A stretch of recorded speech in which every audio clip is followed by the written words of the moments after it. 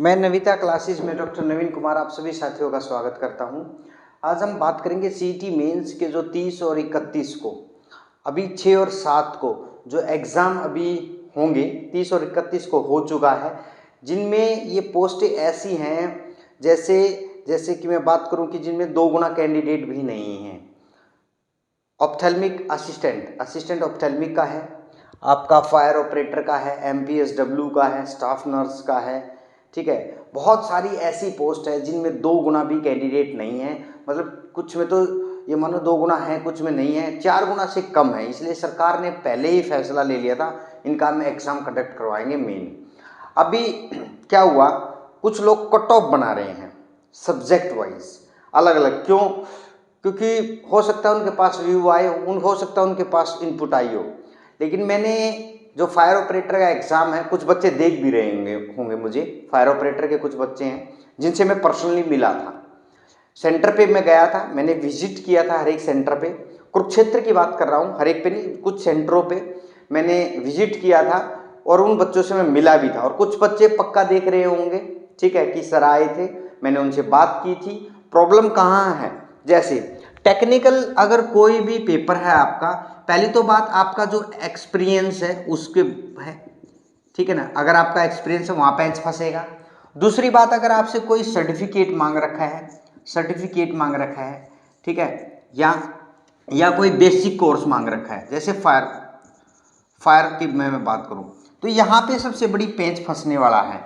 अब देखो, क्योंकि बहुत सारे बच्चों के पास एक्सपीरियंस नहीं है, किसी चीज़ का सर्टिफिकेट नहीं है, ठीक है ना, बेसिक कोर्स का सर्टिफिकेट नहीं है, जैसे फायर ऑपरेटर कम ड्राइवर है या पंप ऑपरेटर है, उनमें क्या है, हैवी ड्राइविंग लाइसेंस है और बच्चे कम है, ऑब्वियस सी बात है। और मेरा जो मानना है, जो मैंने देखा है, हर एक एग्ज़ाम का अगर मैंने आकलन किया है, इन सभी का, जो मैं टेक्निकल की बात कर रहा हूँ, टेक्निकल पोस्ट के लिए जो 30 को 31 को एग्ज़ाम हुआ, 6 को और 7 को होने जा रहे हैं, लगभग है ना, ये माने 75 to 80% बच्चे ही प्रेजेंट रहे हैं।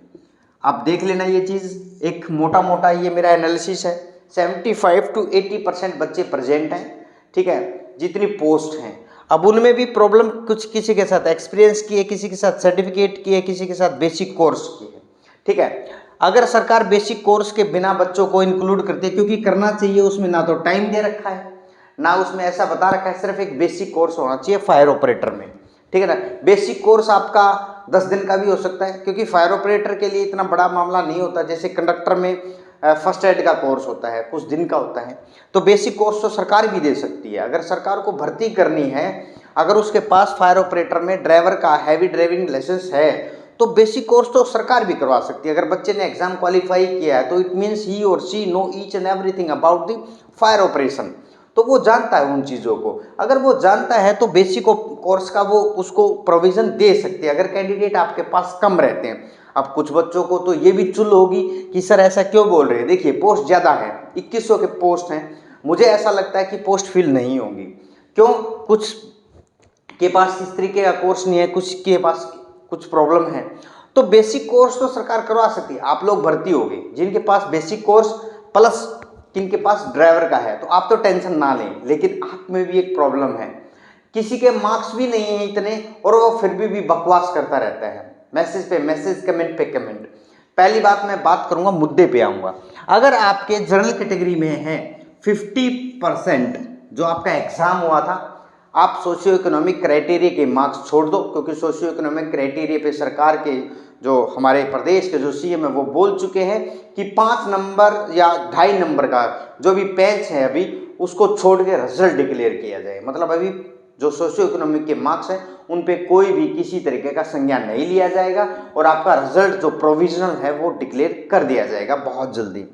अब जैसे मान के चलिए 50% है, जितने का आपका पेपर हुआ है ना, उसको सोचना है आपको, 100 में से नहीं सोचना है, क्योंकि रिजल्ट जो प्रोविजनल होगा, जितने का आपने पेपर लिया है उसी पे बेस्ड होता है। मान के चलिए 50% की बात करते हैं, 100 नंबर का पेपर है, ठीक है ना, सोशियो इकोनॉमिक क्राइटेरिया को दूर हटा दो, किसी भी कैंडिडेट के 51 प्लस नंबर हैं जनरल कैटेगरी में, टेक्निकल पोस्ट के लिए 51 प्लस मार्क्स हैं, 51 प्लस मार्क्स हैं भाई, 100% आपका डीवी है। और मतलब मैं ये बोल सकता हूँ 99% आपका सिलेक्शन है। क्यों? कैंडिडेट ही प्रेजेंट नहीं थे। मैं बात करूं एक फायर ऑपरेटर पे, मैंने पूरा फील्ड वर्क किया वहाँ पे फायर ऑपरेटर पे जाके, लगभग 3800 जो लोग थे उन्होंने फॉर्म फिल था, मतलब वो सीटी में बुलाए गए थे। लगभग जो मैंने वहाँ पे आकलन चेक किया, आंकड़ा चेक किया, किसी रूम में बच्चे बता रहे थे 4 एब्सेंट थे, किसी में 6 एब्सेंट थे, किसी में मतलब इसी तरीके से 5 एब्सेंट थे। तो ये एक एवरेज थी। अगर 24 के रूम में अगर ये लोग एब्सेंट हैं तो आप रेशियो निकाल के दे सकते हैं, ठीक है ना। उस रेशियो में आपका यही रेंज आएगी 75 to 80%, ये लोग ही प्रेजेंट थे, ज़्यादा नहीं थे, ठीक है। लगभग 2700 बच्चों ने एग्ज़ाम दिया है, 2700 बच्चों ने एग्ज़ाम दिया है। फायर ऑपरेटर की मैं बात कर रहा हूँ, एग्जाम्पल के तौर पे मैं आपको बता रहा हूँ। Be professional and be practical. बकवास की बातों में ना मैं विश्वास करता और ना मैं कभी किसी को ये बोलता कि आप इस तरीके से फॉलो करो। अगर आपको अच्छा लगता है तो फॉलो करो। 3800 फॉर्म मतलब बुलाया गया था, 2700 लोगों ने एग्ज़ाम दिया है।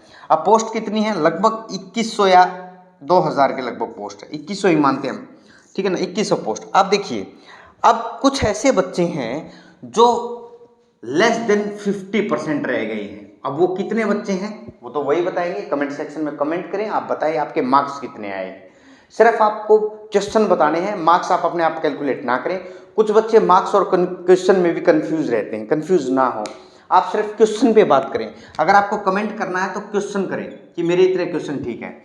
अब बहुत सारे ऐसे बच्चे हैं लेस देन 50%, क्योंकि पेपर जो मैंने देखा था बहुत ही टेक्निकल पेपर था, उसमें जो फायर ऑपरेटर के जो क्वेश्चन थे बहुत ही डीपली बोल सकता हूं या बहुत ही घुमा फिरा के दे रखे थे, ठीक है। अब ये रिजर्व कैटेगरी की बात है। रिजर्व कैटेगरी में जिस 40% मार्क्स आपके मस्ट हैं, ये मस्ट हैं, और ये 50% आपके क्या है, मस्ट है। यहाँ पे ये आपके आने ही चाहिए, ठीक है ना।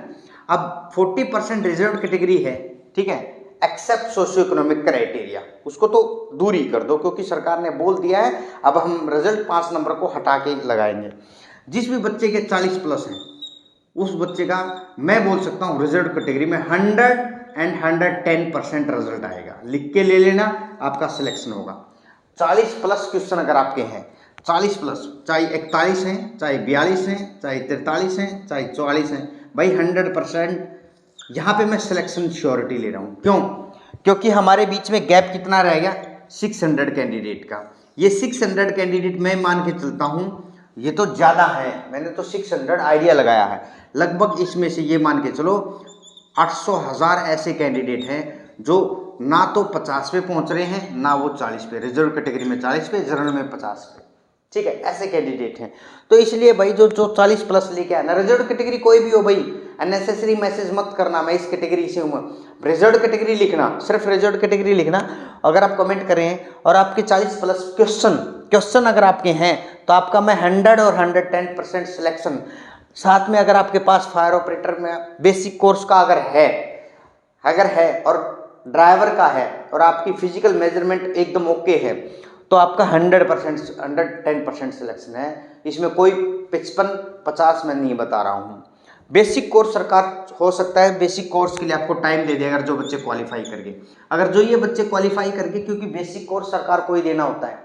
सरकार किसी भी इंस्टीट्यूशन को, जो गवर्नमेंट का इंस्टीट्यूशन को बोल सकती है, क्योंकि आईएएस अधिकारी हैं, जब भी आईएएस आईपीएस कोई सिलेक्ट होता है तो वो घर से थोड़ी ना ट्रेनिंग लेके आता है, पहले वो एग्जाम लिया जाता है। एचसीएस की बात करें, अब सरकार को इस चीज़ के लिए भी मनाने की कोशिश करेंगे, बेसिक कोर्स तो आप ही बताएंगे, ट्रेनिंग तो आप ही देंगे। ये कौन सा फंडा है इस चीज़ का? जिस बच्चे ने एग्जाम क्वालिफाई कर लिया, जिस बच्चे की हाइट अच्छी है, जिस बच्चे का हैवी ड्राइवर का लाइसेंस है, तो उस बच्चे को आप देना ही कैसे कर सकते हैं? बेसिक कोर्स आप दे सकते हैं, बहुत सारे सरकारी इंस्टीट्यूशन है। आईएएस आईपीएस एचसीएस अधिकारी कौन सा घर से अपने सीख के आते हैं ट्रेनिंग, आप लोग बेसिक ट्रेनिंग देते हो उनको। अब उनको ट्रेनिंग 6 महीने की 1 साल की देते हो, तब जाके वो कहीं कुर्सी पे बैठ पाते हैं। तो ये भी बच्चों का आप कर सकते हो बेसिक कोर्स का, तो कोई बड़ी चीज़ तो है नहीं। अब कुछ बच्चों को इससे भी प्रॉब्लम होगी कि आप ये क्यों बता रहे हो, अरे भाई तुम्हारा सिलेक्शन होगा, पहले अपने मार्क्स देख, अगर आप तुम्हारे मार्क्स 50+ हैं तो तुम्हारा सिलेक्शन श्योर है। अगर तुम्हारे पास ये है और ड्राइवर का, तो तुम आराम से बैठो, तुम्हारा सिलेक्शन श्योर है। बच्चे वो हैं जिनके 40+ 50+ मार्क्स आ रहे हैं और बेसिक कोर्स नहीं है, सरकार ऐसा कर सकती है, ये प्रोविजन ला सकती है, ठीक है। सबका सिलेक्शन होगा भाई, 2100 पोस्ट लगभग हैं, क्योंकि ऐसे तो ये बच्चे ऐसे हैं जिनके 50% और 40% तो है ही नहीं, ठीक है, इनको तो भूल ही जाओ। ऐसे बहुत सारे एग्ज़ाम हैं टेक्निकल में। मैं बात करूं आपके MPSW का है, स्टाफ नर्स का है, आपका ऑप्थेल्मिक जो असिस्टेंट ऑप्थेल्मिक है, उसमें भी यही प्रॉब्लम है।